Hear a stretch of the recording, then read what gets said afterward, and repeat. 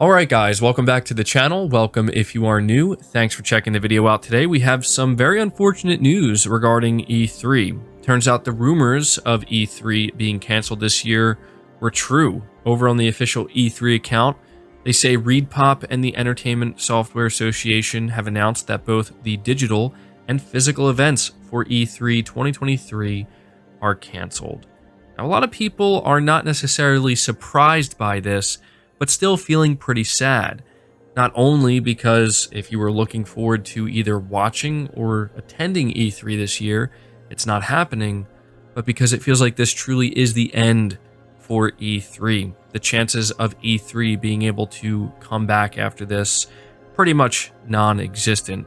The reason being is 2023 was supposed to be the comeback year for E3, and the reason they're giving as to why they have to cancel it is because they simply aren't getting enough support.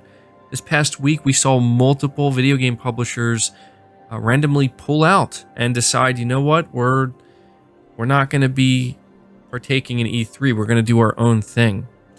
And I have to admit, I am saddened by this, even though E3 hasn't been good, in my opinion, for a while. And I would even go as far to say that once Sony decided that they were no longer going to partake in E3 and they were just going to do their own thing, for me, that was kind of the day that E3 died, frankly. But still, I think there was always just this kind of hope that E3 would be able to return to its former glory at some point, right? To be able to be that kind of big event where a bunch of big video game publishers and all the big names in the industry got together and we could expect some exciting announcements.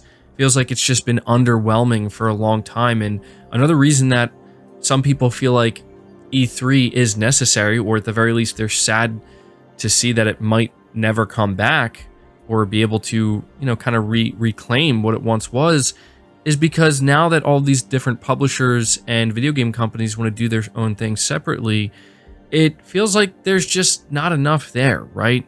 For most publishers. I mean, PlayStation, Microsoft, Nintendo, these are major platform holders. I think it's safe to say that when they put on their own events, they're likely going to have enough to justify putting on their own show. But for a lot of other publishers and developers and studios, the same can't be said. And so you just kind of see this weird situation where there's no longer just that like one big get-together event that happens once a year.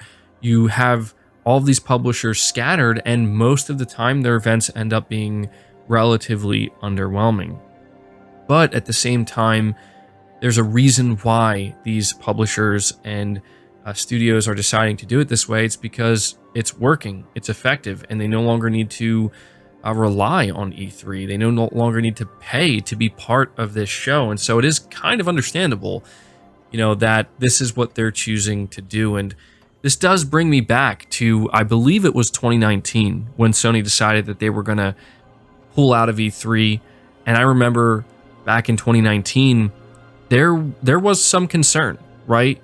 It depends who you are or how you felt at that time. Some people were saying that they think it's a smart move. They think that Sony's making the right move. Some people felt in 2019 that E3 needs Sony more than Sony needs E3. And a lot of people felt that way, but just as many people at that time felt that maybe Sony was making a big mistake. Maybe Sony shouldn't pull out of E3 and they should continue to support E3, and they might have to come back to it. And turns out that Sony was not wrong to do what they did. Sony must have seen the writing on the wall. And at the time, I did generally feel like, PlayStation, I think they'll be perfectly fine without E3. I didn't feel the same way about E3 at the time. When PlayStation announced that, yeah, we're not part of it anymore, I really was worried for E3. I mean, at the time, I kind of felt like, look, maybe most people don't feel the way I do. Maybe most people will still tune into E3 and be excited for it. But for me, truthfully, once Sony said we're going to be doing our own PlayStation showcases, that was kind of it for me, right? And that's still where I am now. I mean, you guys know I talk about wanting a PlayStation showcase all the time. I think it's somewhat fair. This is like the longest we've ever went without a proper PlayStation showcase. But it's just one of these things where nothing gets me nearly as excited as when Sony comes out and says, tune into this date, tune in on this date at this time. We're going to be doing our own showcase. That's way more exciting than anything E3 has done in a long time, in my opinion.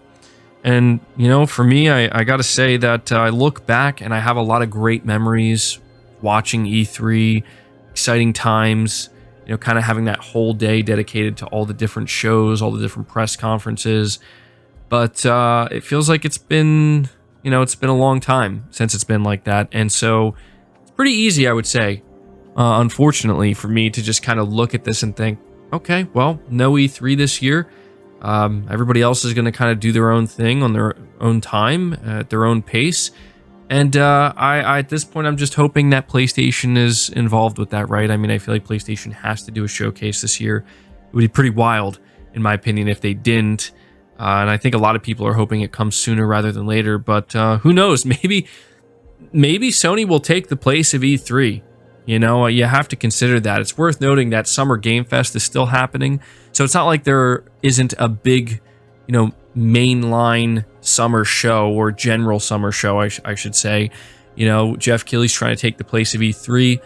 He posted on the official Summer Game Fest Twitter account, "Video Game Summer isn't canceled. Summer Game Fest returns this June, featuring events, announcements, and updates from more than 25 of the industry's leading publishers, platforms, and developers, plus our, as they're calling it, spectacular showcase event live Thursday, June 8th. So I believe E3 was supposed to happen a little bit after Summer Game Fest. I think it was happening on the 11th, like from the 11th through the 15th or something like that. Maybe that's when Sony can decide, what? Let's fill in that gap. Let's take that spot. Let's do our showcase at the time E3 was supposed to happen. I think that would be kind of a power move in a way, if Sony really wants to kind of position their show as the big thing that people are going to want to tune into. I think it would be pretty cool, but it remains to be seen if Sony's going to do that or not. But either way, we do have shows that are happening. We do know that Microsoft, Ubisoft, Nintendo, and others, they're going to be doing their own thing. And yeah, so sad day for anybody who was hopeful that 2023 would be the big comeback year for E3. Sad day for E3 in general.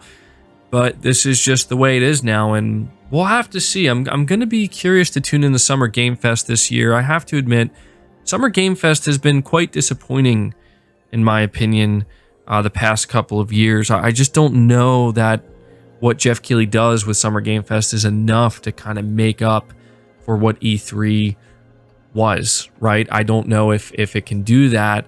Maybe that's too high of an expectation, but we'll see if it can get closer to it this year. And so that does it, guys. Let me know your thoughts about this. How do you feel about E3 being canceled this year and knowing that it's likely never going to return?